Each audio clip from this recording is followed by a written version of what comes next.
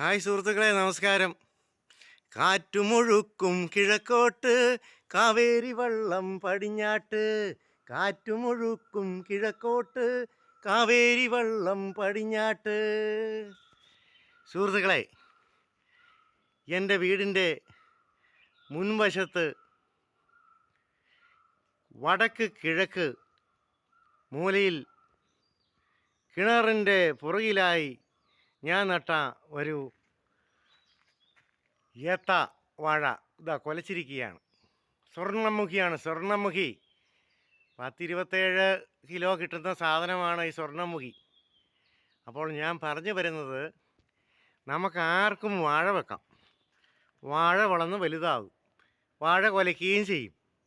പക്ഷേ ഇപ്പോൾ വേനൽക്കാലമാണ്, വേനൽ കാറ്റ് വരും, സംഗതി നിലം പൊത്തും. അങ്ങനെ നിലം പൊത്താതിരിക്കാൻ നമ്മൾ ചെയ്യേണ്ട കാര്യങ്ങളെ പറ്റിയാണ് ഞാനിപ്പോൾ പറഞ്ഞു തരുന്നത്. എങ്ങനെയും വാഴ നട്ട് വലുതാക്കി വാഴ കൊലപ്പിച്ചു എന്ന് പറഞ്ഞിട്ട് കാര്യമില്ല. ഇത് വടക്കോട്ട്, ഇവിടെ വടക്ക് വശം, വടക്കോട്ട് പോകാതിരിക്കാനാണ് ഈ വള്ളി ആ കമുക കെട്ടിയേക്കുന്നത്. അത് തെക്ക് വശം, തെക്കോട്ട് പോകാതിരിക്കാനാണ് ഈ കമുകയിലോട്ട് കെട്ടിയേക്കുന്നത്. പിന്നെ പടിഞ്ഞാറോട്ട് പോകാതിരിക്കാനാണ് ആ കമുക കെട്ടിയേക്കുന്നത്. ഇനി കിഴക്കോട്ട് പോകാതിരിക്കാനാണ് ഇവിടെ ഇങ്ങനെ ഒരു കവല മടൽ വെച്ച് ഇങ്ങോട്ട് താങ്ങിയേക്കുന്നത്. കാരണം എന്തെന്ന് ചോദിച്ചാൽ, ഇവിടുന്ന് ഞാൻ അല്ലെങ്കിൽ വീട്ടിലേക്ക് കയറ് വലിച്ച് കെട്ടേണ്ടി വരും. അതൊരു വൃത്തികേടല്ലേ എന്നും കൊണ്ട് കണ്ടോ, ഇവിടെ ഒരു മടലെടുത്ത് സെറ്റപ്പ് ചെയ്തേക്കാണ്.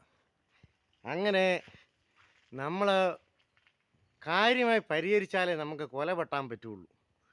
ഇതാണ് ഇന്നത്തെ ഒരു കൊച്ചു വീഡിയോ. കാറ്റുമൊഴുക്കും കിഴക്കോട്ട്, കാവേരി വള്ളം പടിഞ്ഞാട്ട്. എങ്ങോട്ട് കാറ്റ് വന്നാലും എൻ്റെ സ്വർണ്ണമുഖി അവിടെ സ്വർണ്ണമുഖിയായി നിൽക്കും. ഓക്കെ സുഹൃത്തുക്കളെ, നന്ദി, നമസ്കാരം.